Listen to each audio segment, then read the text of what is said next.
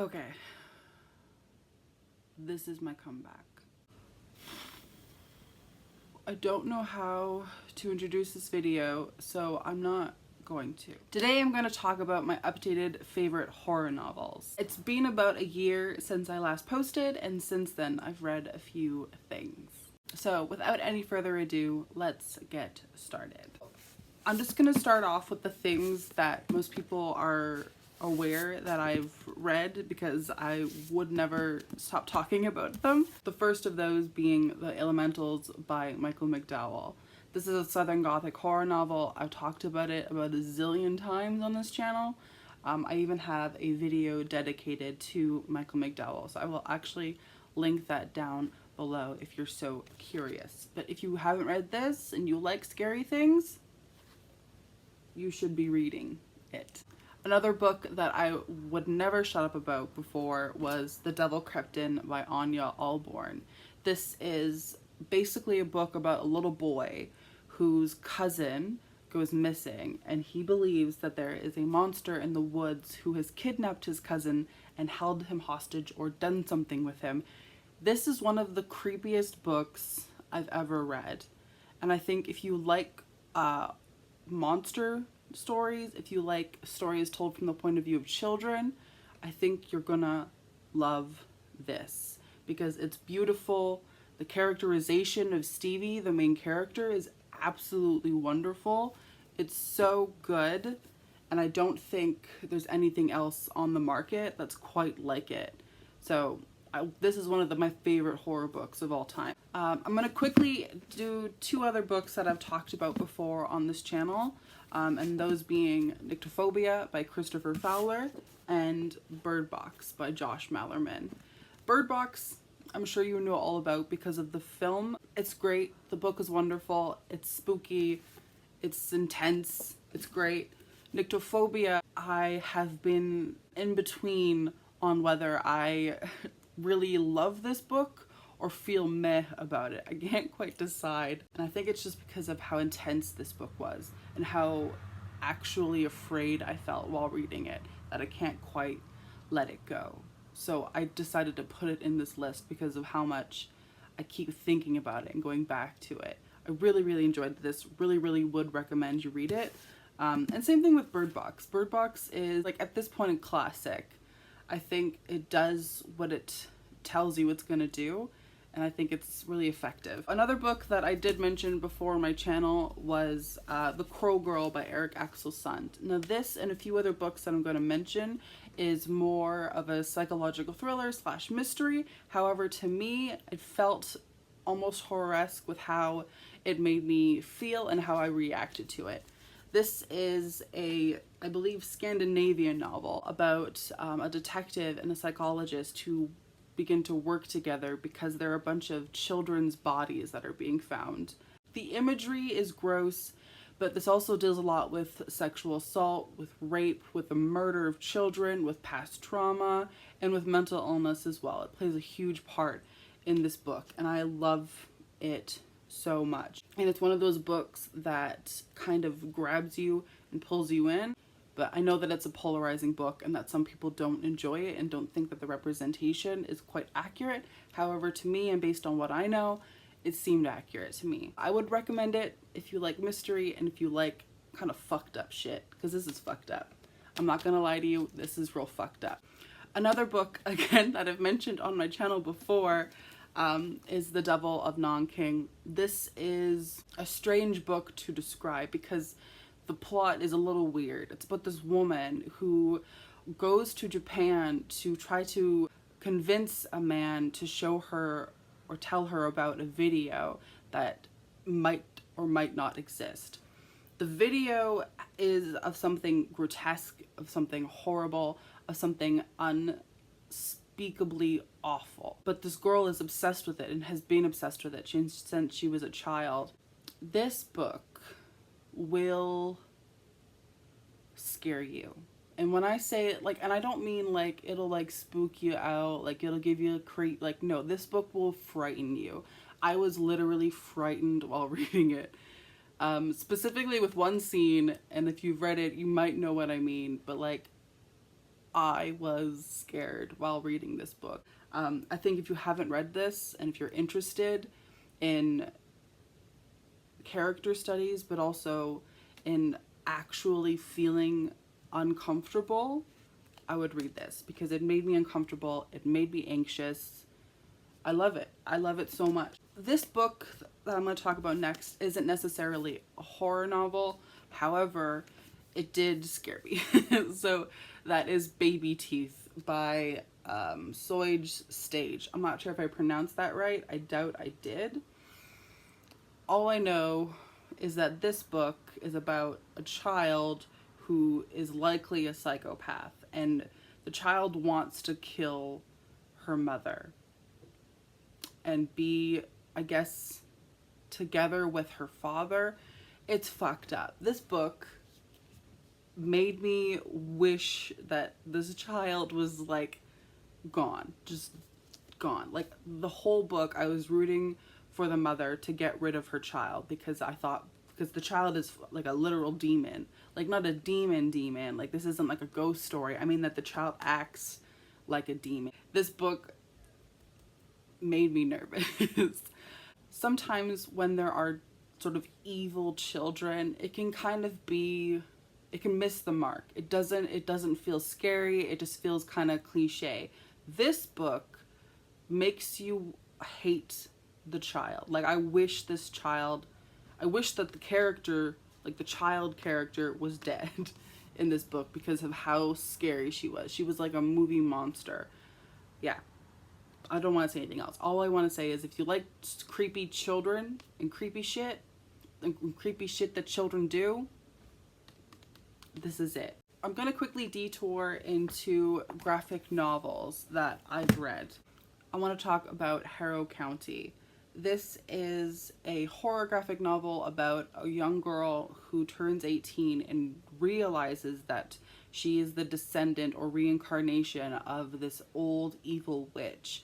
And so she realizes that she has magical powers. And her town doesn't really appreciate that. They think that she's evil, so they want to kill her. And then it kind of goes from there. And this is one of the most beautifully illustrated graphic novels I've ever seen, and also one of the most frightening. The monsters, or what they call haints, are like creepy. They're really creepy. There's like, her sidekick is like a skinless boy, and the art style is beautiful. Honestly, if you like kind of more down-to-earth horror and more horror that's kind of like witchy in a way, I would really recommend this. It is a completed series. I'll have to wait or worry about if they're gonna finish it. Speaking if they're gonna finish it, there's Wytches. It's about a girl who moves to a new city with her family to escape something from her old town.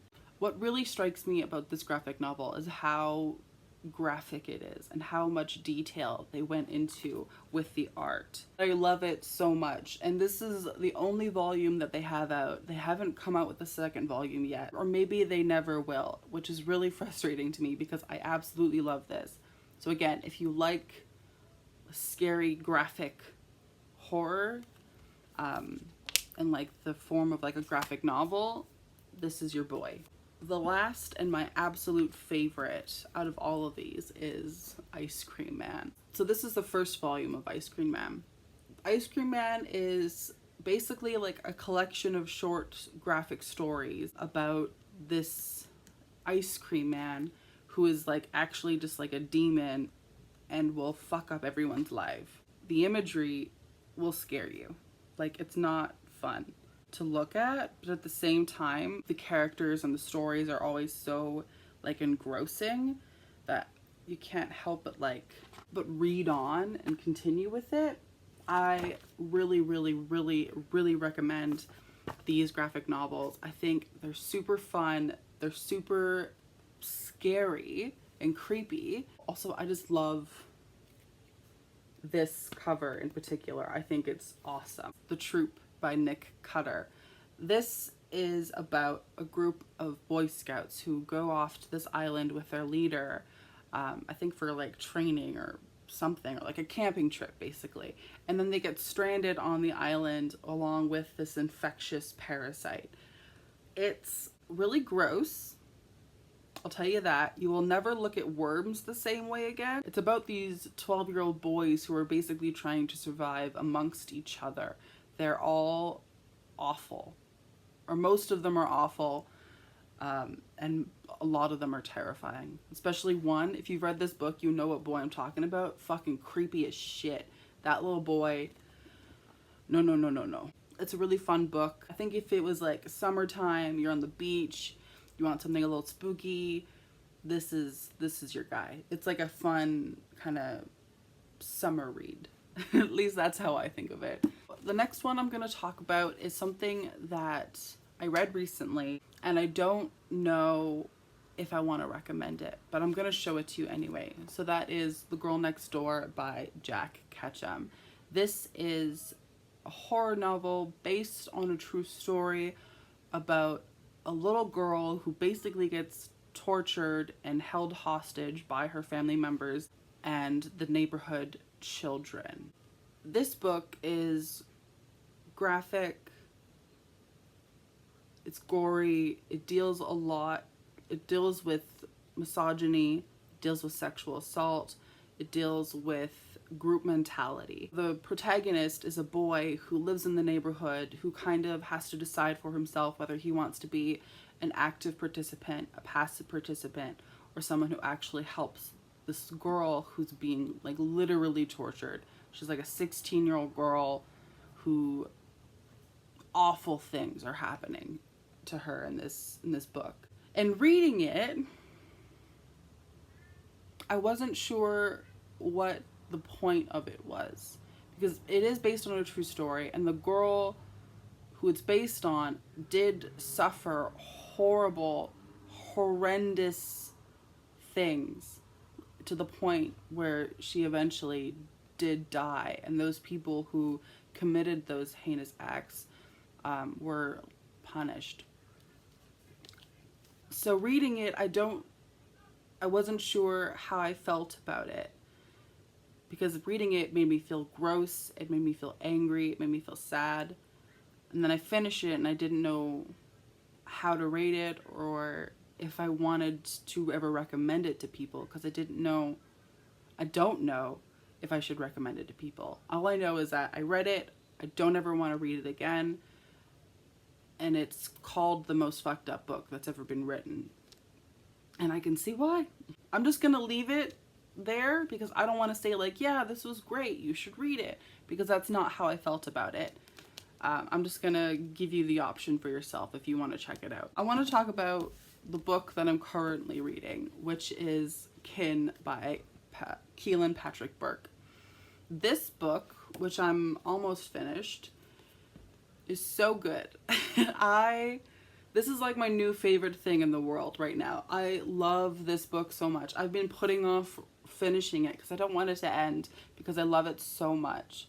It's about this girl named Claire who escapes from this cannibalistic, murderish family. She leaves behind her friends and they're all dead. All of her friends are dead and she's the only survivor. And it kind of follows her and the people who have been sort of dragged into the situation and their progression as well through how they deal with what these people did and what they're going to do about it. And not only that, but it follows also the cannibalistic family who are just fucking psychos. And like the amount of detail about the most disgusting things in this book both makes me so happy, but also grosses me out. There was one part of the book where I literally felt like a little sick to my stomach because of how, like, just thinking about it is just disgusting. But I love it so much. It's like, it's honestly scary. It's honestly beautifully written. Like, and when I say beautifully written, I mean it's beautifully written. This motherfucker knows how to write a story, okay? This guy knows what's up. If you haven't read Kin or any of Keelan Patrick Burke's other books, because I haven't, I've only read this one. I plan on reading everything by this man because this book has really just made me super like so happy. So if you have read any of his other books, if you recommend any of them, if any of them are your favorites, please let me know in the comments down below, because I need to know which order I should read these things in, because I love this book so much. The last book that I'm going to mention in this video is, like, I think my favorite horror book this year, and that is The Ruins by Scott Smith. This is a reread for me. I read this, I think, in 2017 or 2018, and I reread it this year. This book makes me so happy. I listened to it on audiobook both times, and I had to buy a physical copy because I just love it so much. So this is about a group of white Americans who go to Mexico. They meet this man, this German man, who is going to go into sort of like the Aztec jungle to look for his brother who's missing. So they decide to follow him there, this stranger, and they end up being stranded on a hilltop with Aztec people surrounding the hilltop and refusing to let them come back down from it. And it's basically just like them trying to survive on this hilltop while something else is trying to eat them, basically. It's so good, where it's gross, but you want to keep reading because you want to know what happens to these absolute shitty people, because they're all absolute shit people. I love the way that Scott Smith writes. I love the way that he just turns and turns and turns until these characters literally can't take anymore, and it's so good. It's so good. I can't even think of like a way to describe to you how wonderful this book is. I love it so much. It's so much fun. It's spooky. It's gross. It's like, it's got really great like graphic body like horror aspects to it. I'm tripping on my words because of how excited I am. I think you need to read this book. If you have read it, please let me know down in the comments down below what you thought of it, if you're just as obsessed with it as I am. Those are all of the books that I have. I was gonna add a few horror novels that I've read but didn't like in this, but it's already gotten to 27 minutes, so I think I'm gonna end it here and just make that a separate video. Comment down below as well and let me know if you want to see that. I'll see you guys in my next one. Have a great one.